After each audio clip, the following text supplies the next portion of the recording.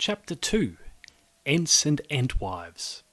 It was morning in Tom and Goldberry's house. The warm golden light of dawn poured through a round, diamond-paned window in the shape of a golden tree, catching on bunches of drying herbs and polished earthenware jugs along the beams. The hobbits, still a little stiff from the journey, gathered around a table spread with crusty bread, sweet butter, and bowls of honey and tea spiced with watermint, cinnamon, and jasmine. Goldberry moved about the room with the grace of a meadow stream, humming a tune that seemed to calm even the restless floorboards. Tom had already stepped out early, off to see some trouble near the burrows, leaving Goldberry to tend to breakfast. She smiled at the hobbit women, a smile like sunlight on still water. "Eat well, little daughters of Bree," she said, "for the forest still watches, and you will need your courage strong. The wasting you speak of is older than you know, and its cure will not be found in bread alone." She gestured to a small bowl of deep green herbs she had set apart. "This is watermint and marsh pennywort, to guard your hearts from fear. You may carry it with you in case the forest stirs ill thoughts.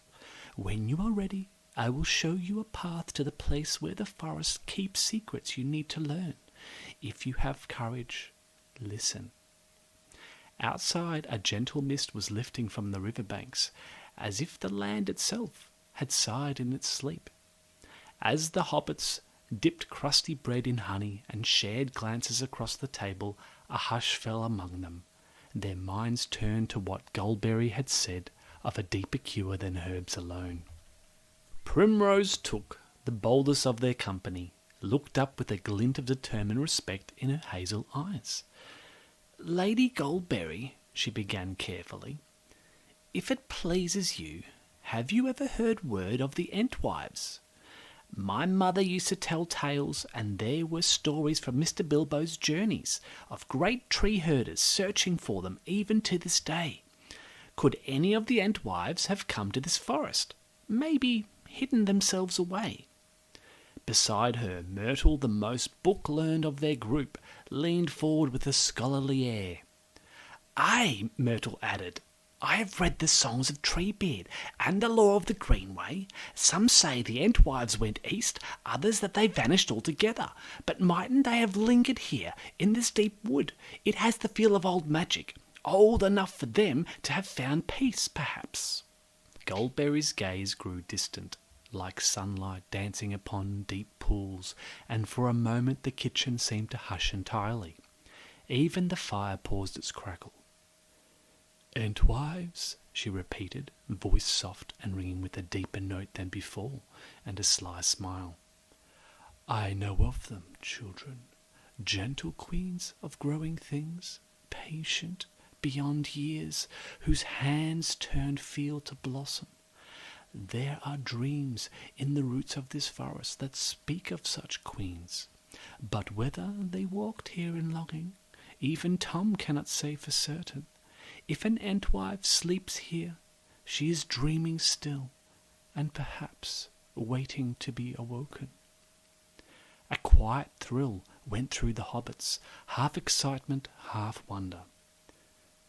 "Could we see her?" Primrose asked, hardly daring to breathe. Goldberry smiled a little sadly. "If she wakes, she will choose who to see.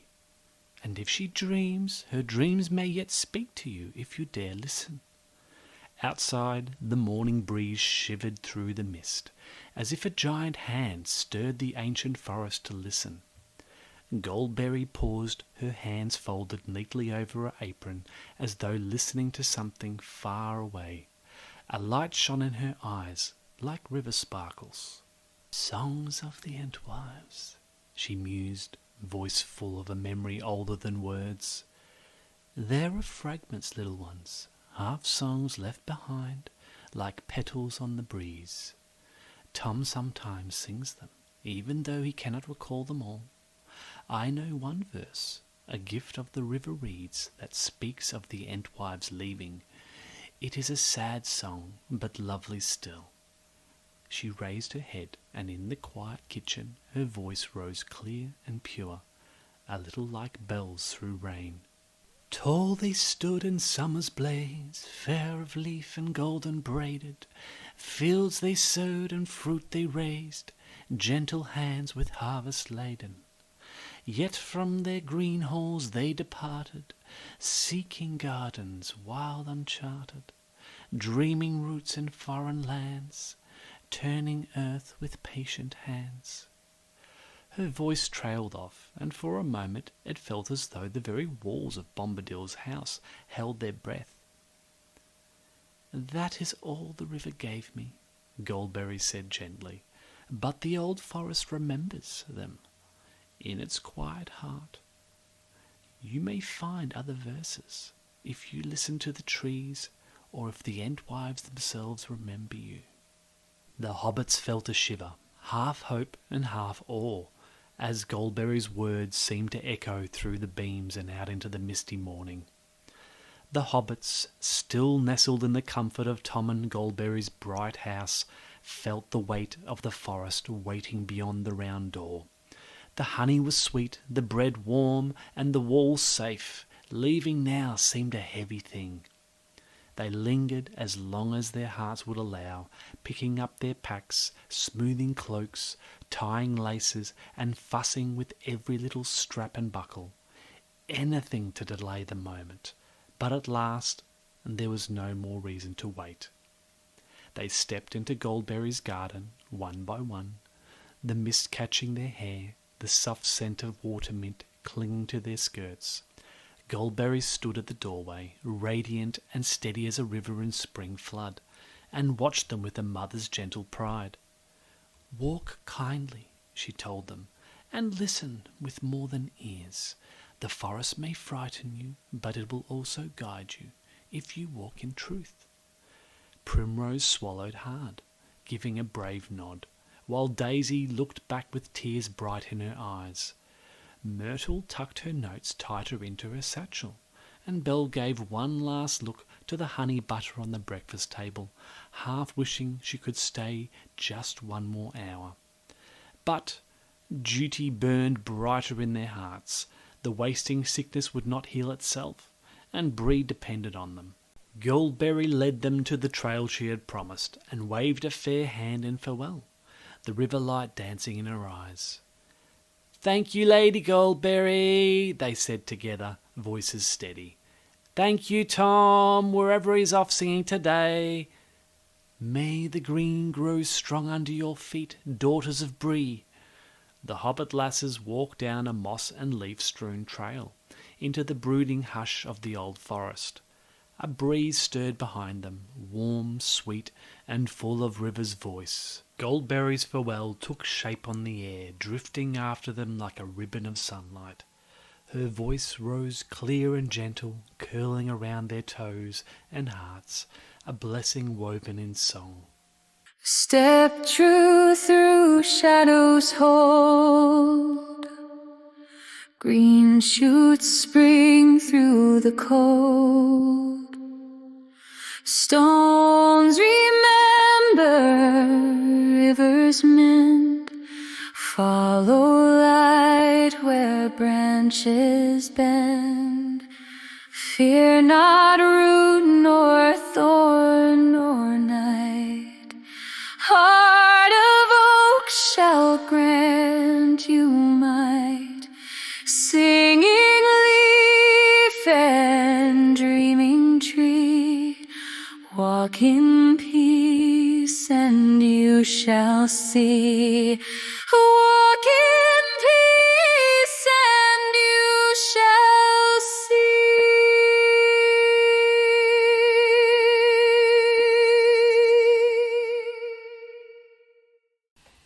The notes twined around their ankles, seeming to wrap their feet in courage, and dance through their hair like butterflies on a breeze.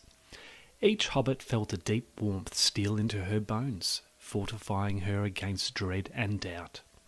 Belle's boldness was gentled, Daisy's annoyance calmed, Myrtle's anxious mind grew clear, and Primrose felt her quiet hope rekindled. Together they stepped forward, No longer quite so afraid, the path before them brightened by Goldberry's gift of song. Ahead, the forest rose like a living sea of green mystery, waiting for their first true steps towards the heart of its ancient, secret illness. The forest seemed to close around them as soon as they passed beyond Goldberry's bright threshold. The path, a ribbon of pale earth, wound beneath towering oaks and tangled hawthorns, the branches interlacing so thickly overhead that only dappled green light reached the ground. The air was close and heavy with leaf must and the slow secret breath of ancient roots. The hobbit lasses kept close together, glancing left and right as unseen things rustled and sighed beyond the trail's edge. Now and then a bird called, sharp, warning, then fell silent, leaving a deep hush in its wake. Primrose led the way, chin lifted bravely, while Myrtle clutched a small sprig of Goldberry's watermint for courage. Belle hummed softly to keep her heart from racing, and Daisy watched for any sign of the path's turning. They had not gone far when the forest seemed to shift. A great oak stood astride the trail, so vast and gnarled that its roots lifted the path like a sleeping giant's brow. Its bark was dark as ironwood, and carved upon it, half hidden amongst the knots and whorls, was a faint pattern of spirals worn by age. Myrtle gasped, stepping closer. "Do you see? Markings, like runes, but older. Older even than dwarf script, I think." Primrose peered at them, brow furrowed. "What do they say, Myrtle? Can you make sense of them?" Myrtle ran her fingers lightly over the ridges, as if listening with her skin rather than her eyes. "It feels like a warning," she murmured, "but also a welcome. Speak true, walk clean, harm no growing thing. That's what it means, I think." Belle swallowed hard. "Then let's just do that," she whispered. With that solemn vow, they stepped carefully beneath the arch of the ancient oak's roots, as if passing a gateway into a deeper mystery. The forest behind felt even more alive, pulsing with a quiet, watchful power. Beyond the great oak's archway, the forest grew older still. The undergrowth changed, softening to moss and ferns, and the air grew cooler, carrying a faint sweetness like apples left to ripen on the branch. Birdsong fell away, until only the quiet thrum of distant water could be heard, pulsing like a slow heartbeat. The path twisted in lazy curves, bordered by mushrooms pale as milk. Some of the toadstools glimmered faintly, though no sun struck them, as if lit by their own secret lanterns. The 4 hobbit lasses went carefully, speaking in low voices. Myrtle traced her fingers along the trunks of the trees as she passed, half in awe, half in greeting. "It feels awake," she whispered, "as though it's listening to every step." Primrose nodded grimly. "Let it listen. We've nothing to hide." They had not gone far when a strange hush fell, deeper than any before. The leaves overhead stopped their gentle shifting, and the light seemed to dim. In a clearing ahead they glimpsed a standing stone, half tumbled and overgrown, yet marked with a spiral sigil, echoing the one on the oak. Belle shivered. "Is that some kind of marker?" Before anyone could answer, a voice rose, soft as the wind through reeds, but clear and sure. "Travellers, why do you disturb the roots of the forest? This place is not safe for such as you." The girls froze, peering into the shadowy space beyond the stone. Where the dimness gathered stood a tall shape, slender, vine veins of green like those of leaf decorated her skin, glowing with soft verdant light. She wore a garment made of leaves. It seemed half tree, half person, yet its eyes glowed emerald and kind, like starlight reflected in water. Primrose found her courage first. "We are seeking the sickness that steals our folks' strength," she said, voice steady. "We mean no harm to you or yours." The figure stepped closer, and the scent of green growing things washed over them like a summer breeze. "Then you are welcome," it replied. "I am a warden of this place, and you may name me Lesthara. If you would know the forest's pain, you must first learn its history." The girl stepped away from Lesthara's clearing, the echo of her calm presence guiding them on. The path wound on, narrower now, and the sunlight thinned through a shifting canopy of oak and elder. Here the forest floor was thick with bracken and strange pale flowers they could not name, their faint scent sharp and spicy. Primrose led the way, her boots brushing old leaves, while Myrtle tried to scribble notes in her small book, though every few steps the roots caught her toes. Daisy carried the pouch of watermint close to her chest, breathing its scent whenever her courage faltered. Belle glanced over her shoulder from time to time, half certain that they were being watched. The hush of the forest grew deeper, almost like it was holding its breath. Then, up ahead, the path bent and dropped into a shallow dell, where a thin stream trickled over dark stones. The water, though clear, had an odd shimmer to it, like something living threaded through its current. Primrose paused, frowning. "That water looks somehow very wrong." Myrtle crouched to look closer, peering over the edge of the bank. "It's flowing true, but see there? A kind of black film clinging to the pebbles. That can't be right." Belle bit her lip. "Goldberry said the forest was ill. Could this be part of it?" Daisy nodded solemnly, eyes tracing the sickly sheen. "We should follow it upstream," she said, "if we're to find the source." A cold breeze stirred the undergrowth as if in answer, carrying with it the faintest whisper of a voice, impossible to place, words almost heard, almost known. The 4 hobbit lasses stood in the hush around another spiral-marked stone, facing Lesthara, the warden of the forest, whose presence seemed woven of leaf and sunlight. Her emerald eyes watched them with a deep old patience. Primrose stepped forward, clearing her throat politely. "Lady Lesthara," she began, "we mean no harm. We're only hobbits from Bree, come to find what sickness is hurting our folk. Goldberry sent us, and we hope you might tell us more of this forest's hurt." Lesthara inclined her head gracefully, the woven leaves of her dress trembling like a soft breeze had passed through them. "You come with honest purpose," she said, voice like green water, "and that is well. The forest remembers such things in its dreaming." Myrtle, ever the scholar, could not hold back her curiosity. "Lesthara, if you please," she asked shyly, "you speak of dreams and a history we must know. Could you tell us what brought the blight upon these woods?" Lesthara turned her gaze towards the standing stone, resting one long-fingered hand upon its spiral mark. "There was a breaking," she began, "long ago, when the men of the western kingdoms quarrelled and laid waste to the green places. Fires burned too deep, and roots were wounded. The forest holds memories of that wounding, and the memory festers if not healed. A poison from old iron and stone still seeps through the roots and feeds on fear." Belle shifted nervously.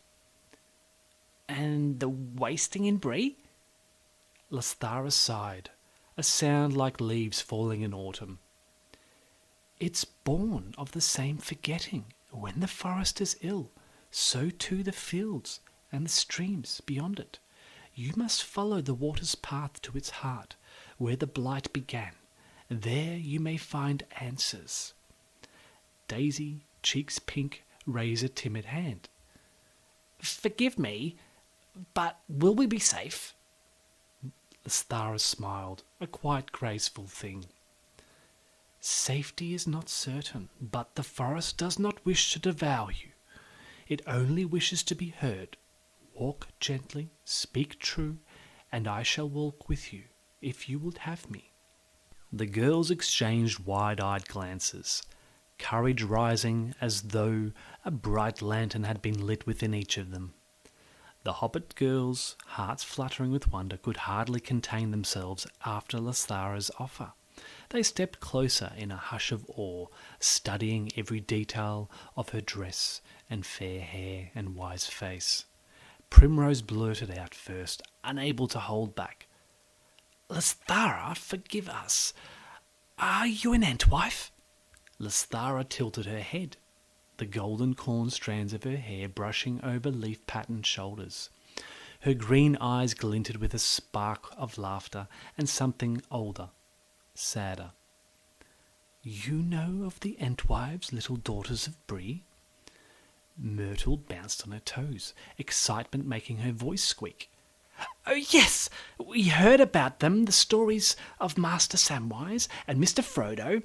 They said the Ents have searched for the Entwives for an age, and their hearts are breaking because they think the Entwives might be gone forever." Daisy added, cheeks flushed. "Do you know Treebeard?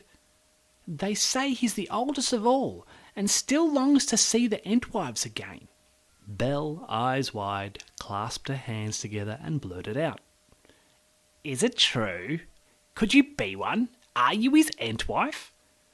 Lesthara looked upon them with a depth of sorrow and hope mingled together, like sun and rain meeting on the same green hill.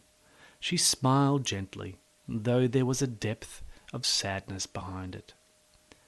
"I am not wholly Entwife," she answered softly.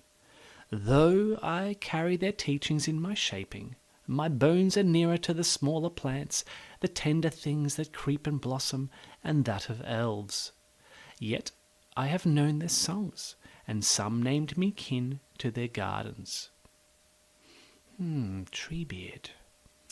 Here her voice softened further, as if speaking of an old friend who was very far away. "Treebeard is an oak among oaks, and I have heard his voice in dream echoes. If he seeks the Entwives, tell him they are never lost, only hidden, as seeds lie hidden before they bloom, dormant in winter's sorrow." The hobbits squealed and jumped up and down, unable to contain their delight. Myrtle scrambled to write it down in her book. "He'll be so happy!" Daisy cried, clapping her hands. Lesthara laughed, a sound like wind through flowering branches. "Perhaps so, child. But come now, there is a greater task for you than messages alone. Shall we walk together?" Primrose, her courage brightened by Lesthara's kindness, stepped closer to the spiral-marked standing stone. She traced the pattern lightly with her fingertips, then looked up. "Lesthara, if you please, what is this stone for? Is it magic? A warning?" Lesthara turned to the pillar with a quiet reverence, her leaf-patterned fingers brushing over the same spiral, as though greeting an old friend. "This stone," she explained, "marks a place of memory. It stands where the forest remembers what it was, and what it dreams to be again. The spiral is the song of renewal, growth from decay, hope from sorrow. These stones anchor the forest's heart. They remind even the oldest roots not to forget the sun." The girls stood in wonder, hearing something in her words that seemed to ring like bells deep in their bones. Belle, eyes bright with hope, tugged shyly on Lesthara's flowing gown of woven leaves. "Lady Entwife, if it isn't too forward, could we see your gardens? You tend the smaller green things, you said, and we would dearly love to see them." Lesthara smiled, cheeks rosy as ripened apples, and inclined her head. "Gladly," she replied, for even in sorrow gardens teach hope. She turned gracefully, leading them down a narrow fern-wrapped path. They passed beneath drifts of white flowers nodding on slender stems, and stepped into a wide clearing woven with growing beds of herbs, sweet-scented vines, and blossoming forest plants of every colour. There were twisted hazel bushes, heavy with catkins, shy primroses nodding among bluebells, and winding rows of rosemary, lavender, marjoram, and valerian. Small bees danced over blossoms, and the quiet air felt healing in itself. "This is my garden," Lesthara said gently, spreading her hands as if to bless the place. "It is small, but it's rooted in deep love. Here even old wounds may one day heal." The hobbit lasses sighed in wonder, letting the peace of the place wash over them. As the hobbit girls explored the healing gardens, Myrtle could not keep her scholarly curiosity to herself. "Lady Lesthara," she asked, "do you ever make Entwash draughts like the Ents do? I suppose here it might be Withywindle draughts instead, but—" She glanced toward the stream beyond the clearing, its once bright water darkened by the sickness creeping into the forest. Lesthara smiled gently, though a sadness lingered in her green eyes. "I have brewed draughts in the way of the Entwives," she said, "strong and full of growing things, to bring courage and healing to weary hearts. Once the waters of the Withywindle were fair and sweet, and I drew them to make such drinks for wandering folk." She turned her gaze toward the darkened stream, her expression growing troubled. "But now the water is tainted, its music has grown harsh, and its spirit is troubled. No draught can be drawn from it safely until its wound is healed." Belle looked downcast. "That's a shame," she sighed. "Samwise said Entwash could make you feel taller than the Shire's tallest oak." Lesthara chuckled, a soft flowing sound. "The Entwash is mighty indeed," she agreed. "The Withywindle was gentler, more nurturing, but grow things it does. When its song is healed, I will gladly share its draught with you, for it holds wisdom of deep roots and slow patient growth." She laid a reassuring hand on Belle's shoulder, her touch cool and earthy. "But first we must cleanse its spring, for no garden may thrive on poisoned water." The hobbits nodded solemnly, hearts full of new resolve. Lesthara walked with the 4 hobbit lasses to the edge of her garden, where the stream wound out of a stone culvert shaped by tangled willows. The water there ran slow and sullen, a thin black film swirling in lazy eddies across its surface. The sight made Primrose's heart twist with worry. Lesthara knelt by the flow, her leaf-woven skirt brushing the damp earth. She touched the darkened water with long, graceful fingers and closed her eyes, listening to something deeper than sound. Lesthara looked crestfallen, and she straightened, eyes bright. She paused in indecision a moment, and then she sighed and continued. "There is something that you need to be aware of, lasses, and that is that I have failed in my duty to save another Entwife." Unspilt tears glistened in Lesthara's eyes. She fell into a state of dreaming so complete that I have been unable to awaken her. I ward the wood from all that would seek her harm, but nothing I have done over the long years has brought her from her sleep. "This sickness runs upstream," she murmured. "Not far, perhaps half a day's walk, if we are sure of our steps. This poison comes in part from her, and grows stronger as it nears its source." Daisy shivered. Is she alive?" Lesthara lifted her head, green eyes sombre, a tear rolling down her cheek. "Yes, she is, but I fear she is getting worse, and changing, not for the better." Belle straightened her pack straps. "Then we best get to her before she grows worse." Lesthara stood, graceful as a sapling in spring wind. Are you sure you wish to see her? Maybe there is something you can do that I cannot." The girls nodded eager nods of consent. "Follow me then," she said. "Stay on the path and speak no harsh words. The forest listens even now." The company stepped from the soft peace of the garden back into the forest-shadowed hush. Birds watched silently from the branches. A damp, chill breeze stirred the leaves, carrying a scent of rot like bruised mushrooms.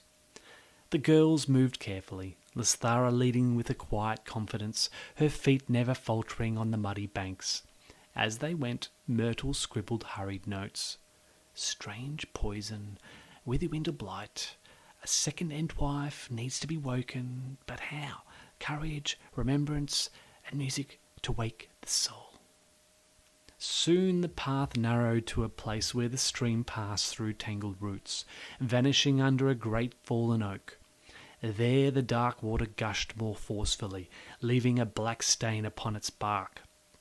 Lesthara paused, raising her hand for silence. "Here," she whispered, "the true wound lies close. Ready your hearts for what waits beneath. She is not a pretty sight at current, and I fear madness has taken her." Belle, though usually the quietest, gathered her courage and stepped a little closer to Lesthara. Her round hobbit face was pale but determined. "Lady Lesthara," she said softly, "we will awaken her. I know it." Lesthara turned her emerald gaze upon Belle, gentle yet burdened with deep knowing. She rested a hand on Belle's shoulder, the weight of it like a blessing of rain. "Thank you, Belle," she said, voice low as a lullaby through leaves. "What waits is no beast of tooth and claw, but something older, a bitterness born of wounds left to fester, given shape by the forest's long pain. It may show you memories, or twist your own fear against you." Primrose swallowed hard. "Would she hurt us?" Lesthara nodded gravely. "She may, if the madness has taken her, but fear is its truest weapon. If you stand together, hold to truth, and remember who you are, you will pass through this darkness unharmed." Myrtle clutched her book tighter, eyes wide. "Then we go together," she declared, voice shaking but strong.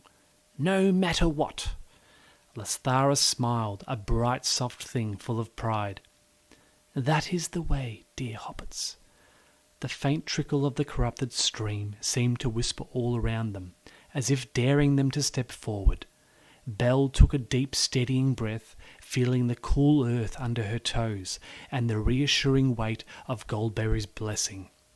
Her round cheeks flushed with determination. "I'll go first," she said, surprising even herself. "I'm the sturdiest, and if anything down there tries to frighten us, I'll stand fast. No root, no shade will chase me off." Primrose stared at her friend, wide-eyed with admiration, while Daisy squeezed Belle's hand proudly. Myrtle nodded, lips trembling in a smile. Lesthara inclined her head with quiet respect. "Your courage shines, Belle of Bree," she said. "Go gently, and we will follow." Belle took one last look at the dappled sunlight above, then stepped toward the dark hollow beneath the fallen oak. She ducked under the twisted roots, where the sickly water gurgled and fumed, and the damp earth closed around her like a chill breath. The passage was cramped, the smell of rot thick, but Belle pressed on, heart hammering. Faintly she heard the other girls behind her, whispering words of encouragement, and the gentle hush of Lesthara's presence like a warm lantern at her back. As Belle's eyes adjusted to the gloom, she saw that the hollow widened into a small earthen chamber. Black roots snaked down like twisted fingers, dipping into a dark pool that pulsed with a strange silent life. And there, half hidden in its depths, something sat huddled in shallow water. Belle stood firm on the damp root-knotted earth, her hobbit heart pounding but steady. The shifting shape in the black pool seemed to swirl with shadows, as if it drew in every dim glimmer of light. A cold breath rose from it, prickling her skin. Belle clenched her fists and drew in a deep breath. "Hello down there," she called, her voice echoing off the earthen walls. "We mean you no harm. We've come to see what hurts you and why the forest weeps." The presence in the water shuddered, rippling the oily surface slowly like something remembering how to move. It lifted a faint pale head from between its knees, dank hair covering most of its face. She was pale, thin, almost childlike, woven from the black water and broken root, small black tendrils weaving around her body like vines. Her hollow eyes shimmered green as rotting moss. It regarded Belle with a strange, haunted curiosity, silent as moonlight on a grave, and cocked her head, and a black vine snapped like the sound of a neck cracking. "Hobbit!" it rasped at last, voice like cracked reeds. "What do you know of wounds? What do you know of being forgotten?" Belle swallowed hard, but stood her ground trembling. "We've known loss too," she answered honestly, a slight quaver in her voice. "We've seen our people grow sick, our fields fade. We came to help, if you'll let us." The shadowy figure trembled again, a ripple of bitterness passing through its haunch shape. "Help," it whispered. "Can you unmake the axe? Can you unburn the fire? Can you call back the seeds that were never planted?" Belle's courage held, bolstered by her friends waiting behind. "Maybe not," she said, "but we can plant new seeds and heal what's left." For a moment the hollow went still. The dark water barely breathed, and the forest above seemed to lean in, listening. Belle stood firm as the hollow spirit quivered, torn between anger and despair. Black vines started weaving their way through the water towards Belle. Behind her, Myrtle felt a sudden powerful sense of knowing, as though the forest itself was nudging her memory. She dropped to her knees on the damp earth, rummaging through her satchel, until her fingers found the little brown notebook she'd cobbled together from old tales, hobbit songs, and a few bits of lore overheard from Pippin and Merry themselves, and what she had heard from Goldberry and Tom. "Wait!" Myrtle called to Belle, voice ringing with a gentle authority she hadn't known she possessed. "Move away from those vines. I think I know what to say." She flipped through the smudged pages until she found it, a song, part Ent lament, part Hobbit hope, woven in her own hand, turned into a haunting melody that clung to the memory of Entish chants. She took a breath as the black vines edged closer, and she began to sing, voice quivering but clear.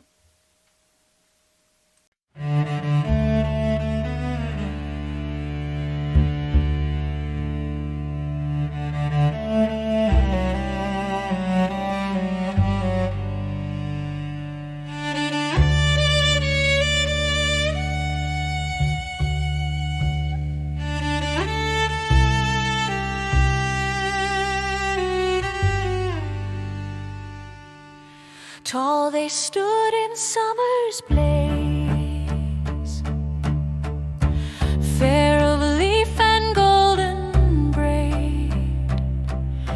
Fields they sowed and fruit unknown, gentle hands with harvest laid, yet their green halls they unmade. Burning leaf and felling blade, the anguish wrought could not be found.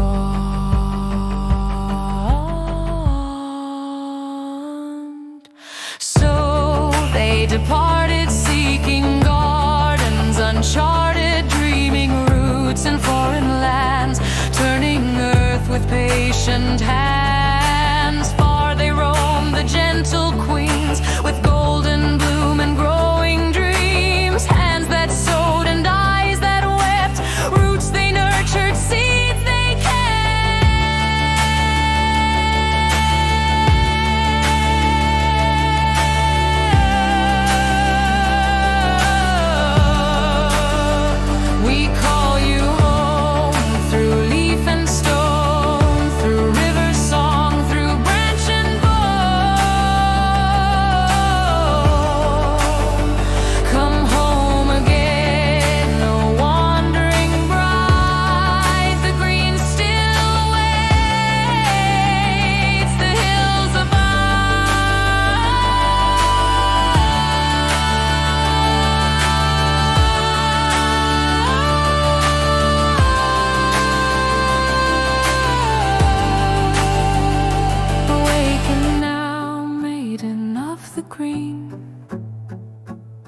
slip from the depths of darkened dreams. Open your eyes, the world